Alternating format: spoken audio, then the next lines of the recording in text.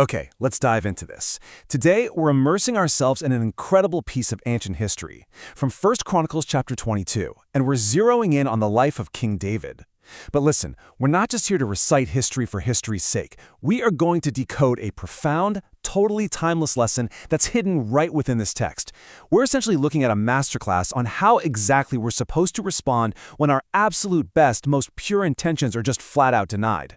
Because honestly, it's an incredibly human experience, right? You have a plan, and we're not talking about some selfish, greedy plan, but a purely good, noble, deeply desired plan. You pour your heart into it, you gather all your resources, and then, boom, the door just slams shut right in your face. A definitive no. So how do you react? Do you get bitter? Do you start arguing?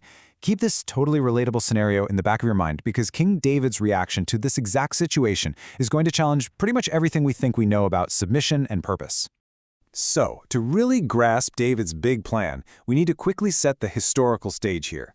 David has just consolidated his power as king over all of Israel, and his very first priority? Moving the ultimate symbol of God's presence, the Ark of the Covenant, to his brand new political capital, Jerusalem.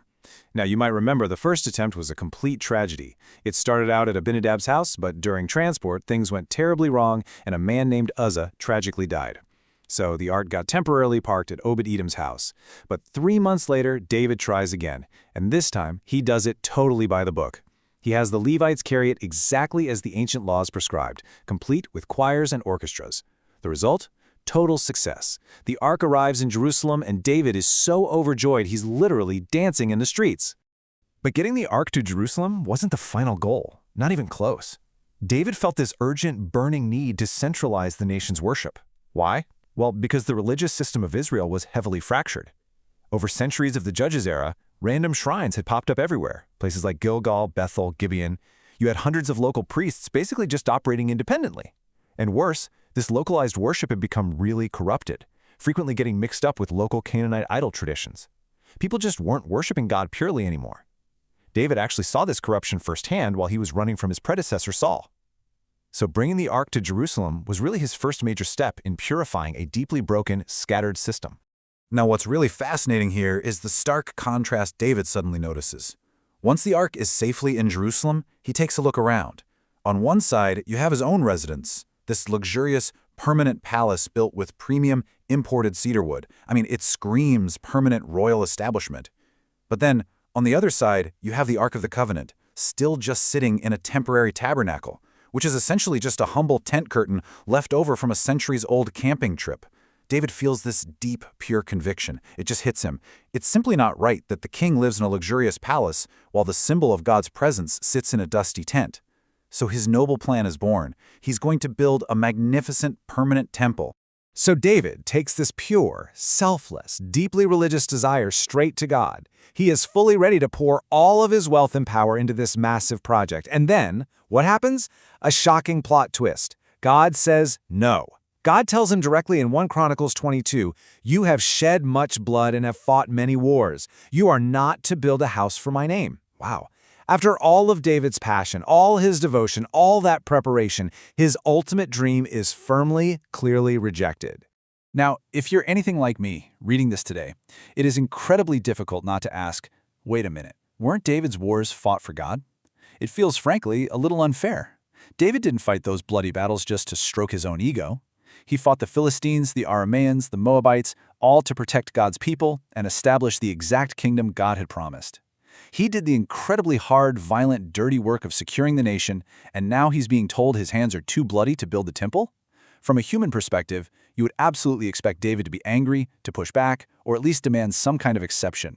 So how many complaints did David actually make? How many arguments or perfectly logical excuses did he offer up to God? 0. Exactly 0.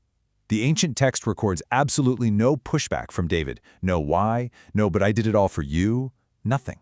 And this utter silence in the face of such a crushing disappointment is profoundly significant. And that brings us to the core theme we're unpacking in this explainer: complete obedience. Based on what we see in the text, true obedience isn't just happily following along when everything makes perfect sense to you. That's easy. True obedience is defined as accepting a higher power's decision without argument, even when your own position feels completely justified and, crucially, even when you don't fully understand the reasoning behind the rejection. David modeled this absolutely perfectly. Take a second to really let this idea sink in. If you only follow when you agree, that is merely consent, not obedience. It's a huge distinction. Back in the Psalms, David wrote that God's way is perfect. He didn't just say that, he believed it to his core. So in God's perfect way meant a devastating no to David's personal dream, David didn't just consent to a plan he liked. He submitted to a reality he didn't prefer, fully trusting that God's no was just as perfect as his yes. But let's keep going, because God's no to David wasn't a no to the temple itself. God actually provides this incredible future-focused alternative plan. In verses 9 and 10, God promises, "A son will be born to you. His name will be Solomon. He is the one who will build a house for my name." So David gets this profound promise that his dream will eventually be fulfilled. It's just not going to happen in his lifetime and not by his own hands. The mission is officially deferred to the next generation. And this brilliantly illustrates the sheer depth of David's character. Once he gets this news, what does he do? Well, he doesn't go sulk in his fancy cedar palace. He doesn't say, "Fine, if I don't get the credit for building it, I'm just not going to help." No way. Instead, he immediately launches into this massive action plan. He goes out and recruits expert stonemasons from all across the region. He gathers skilled carpenters. He stockpiles insane amounts of cedar logs, and he hoards so much iron and bronze that the text says it was literally unweighable. I mean, he practically emptied the quarries. He channels every ounce of his energy into doing absolutely everything he can, short of actually laying the foundation himself. Because of this remarkable reaction, we kind of need to expand our earlier definition. Complete obedience isn't just some passive, begrudging acceptance of a no. It's actually incredibly active. It involves finding the greater purpose hidden right there within that no, and then diligently preparing the path so that the next generation can step up and fulfill the mission. David's limitations didn't break his spirit. They just shifted his job title from the builder to the preparer. Let's look at exactly what David prepared for his son, Solomon. He leaves him a staggering material inheritance. We're talking vast financial resources already secured. The complex architectural blueprints, completely drafted and ready to go. Top-tier human talent and specialized laborers are literally already hired and on standby. From a purely logistical standpoint, Solomon has it completely made. But, and this is a big but, for David, this massive accumulation of material wealth was not the actual legacy he cared about most. If we look closely at David's final parting advice to Solomon in verses 11 and 12, his true priority really shines through. He says, "Now, my son, may the Lord be with you, and may the Lord give you discretion and understanding." Notice what he doesn't say. He doesn't say, "Son, I left you a massive fortune, make sure you don't blow it." He knows full well that all the bronze, cedar, and fancy architectural blueprints in the world are entirely useless if Solomon doesn't have the spiritual backing required to actually lead the nation. For David, the ultimate legacy was, without a doubt, the presence of God. And why was he so absolutely adamant about this? Well, he just had to look back at his own life. David knew he didn't win all those wars just because he had some superior military strategy. He didn't rise from a lowly shepherd boy to a powerful king just because of a privileged background. He succeeded solely because God was with him.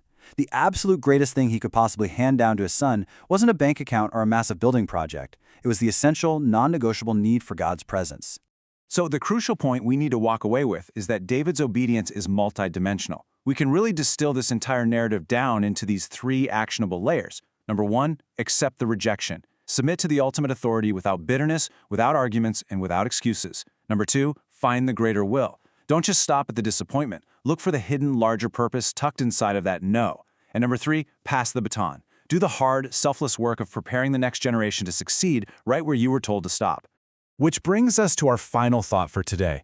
The text of 1 Chronicles 22 isn't just some historical footnote about an ancient king in a temple. It acts as a powerful mirror for us today. So I want to leave you with this question to ponder. When your most well-intentioned, pure, and passionate plans face a definitive no, what is your reaction going to be? Will you stop at disappointment, or will you embrace true obedience, shift your focus, and build a foundation for the future? Thank you so much for exploring this with me on This Explainer, and I will see you on the next one.